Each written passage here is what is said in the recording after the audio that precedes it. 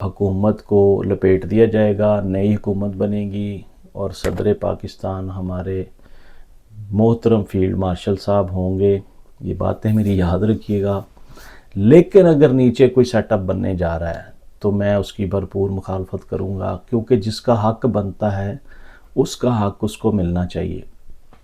اور ہر طویل رات کے بعد ایک خوبصورت سویرا ضرور نکلتا ہے، ہر دکھ کے بعد سکھ ضرور آتا ہے. تو اس سکھ کا جو حقدار ہے وہ شخص ہے جو پچھلے 4 سال سے، یعنی 1000 کچھ دن ہو گئے ہیں اس کو جیل میں ہے. اب اس کو ریوارڈ دینا چاہیے، اب اس کو اپریشیٹ کرنا چاہیے اور اس کو باہر نکالنا چاہیے. عوام اس چیز کے منتظر ہیں. اور جو چور ڈاکو اس ملک کو لوٹ کر کھا گئے، جنہوں نے ملین بلین ڈالر ہمارے دوسرے ممالک میں شفٹ کیے، ان کو کیفر کردار تک پہنچانے کا وقت ہوا چاہتا ہے.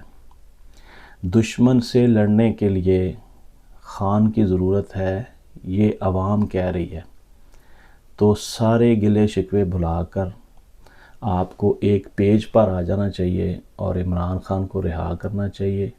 اسی میں ملک کی سالمیت ہے، اسی میں ملک کی بہتری ہے، اور عوام یہ چاہتے ہیں. اس سے آپ کا تاثر بہت اچھا جائے گا. پوری دنیا میں تاثر یہ جائے گا کہ آپ نے کوئی دشمنی نہیں کی، خان سے کوئی غلطی نہیں کی.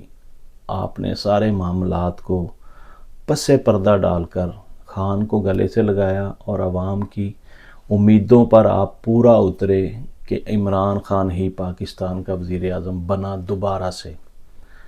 یہ پوری دنیا جانتی ہے کہ 17 سیٹوں والے اس ملک میں انجوائے کر گئے. ان کا انجوائے بنتا نہیں تھا لیکن یہ انجوائے کر گئے. ان کو پھر قدرت نے ایک دفعہ لوٹنے کا موقع دیا اور یہ لوٹ کر دبئی، سعودی عرب، UK، امریکہ، پوری دنیا میں ان کی جائیدادیں ہیں اور ان کا پیٹ نہیں بھرتا. اب ان کے پیٹ سے سارا مال نکالنے کا وقت ہوا چاہتا ہے.